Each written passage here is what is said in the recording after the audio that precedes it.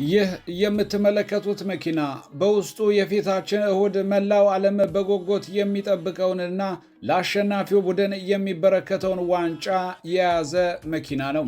በከፍተኛ ጥበቃና ጋርድ ታጅቦ ጥይት በማይበሳው መኪና ወደ ውድድሩ ሀገር ያመራችው ዋንጫዋ አስደናቂና አስገራሚ ታሪክ አላት። ብዙዎች የሚመኙትን ይህችን ዋንጫ መንካት እንኳ የሚችሉት ጥቂቶች ናቸው።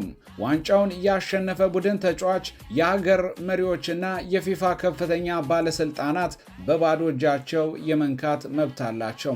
6 ኪሎ ግራም ክብደት፣ 36 ሴንቲሜትር ርዝመት ያላት ይህች ዋንጫ ዋጋዋ በወቅታዊ የኢትዮጵያ ገበያ ሲሰላ ከ3 ቢሊዮን ብር በላይ ታወጣለች።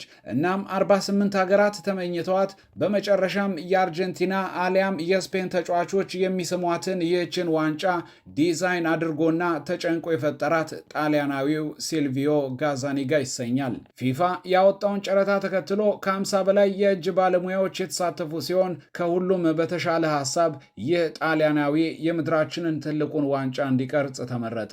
ያለምንም ግዙፍ ማሽን በእጅ ብቻ 1 ዓመት በሚፈጅ ጊዜ በጣሊያን ሚላን ከተማ አቅራቢያ በምትገኝ ትንሽዬ ከተማ ይህች ዋንጫ ትፈበረካለች። በዋንጫው ላይ ከላይ ያለው ክብ ዓለምን የሚመስል ሲሆን 2 ሰዎች በጎን በኩል እጃቸውን ከፍ አድርገው በህብረት ማሸነፋቸውን የሚያሳይ ቅርጽም ተካቶበታል። ከግርጌው የተቀመጠው አረንጓዴ እብነ በረድ የኳስ ሜዳውን ሳርንና የዓለም ውበትን እንደሚገልጽም ቀራጺው ተናግሮታል። ታዲያ በየ4 ዓመቱ የዓለም ዋንጫ ሲከናወን ወደ ውድድሩ ስፍራ ዋናውና ኦሪጂናሉ ዋንጫ ለፍጻሜ ጨዋታ ይመጣል። ሽልማትና የፎቶ መርሃ ግብር ካለቀ በኋላ አሸናፊ ሀገራት ለፊፋ ዋንጫውን ይመልሳሉ። በምትኩ ተመሳስሎ የተሰራውን ሬፕሊካ ዋንጫና የብር ሽልማት ይዘው ወደ ሀገራቸው ይመለሳሉ።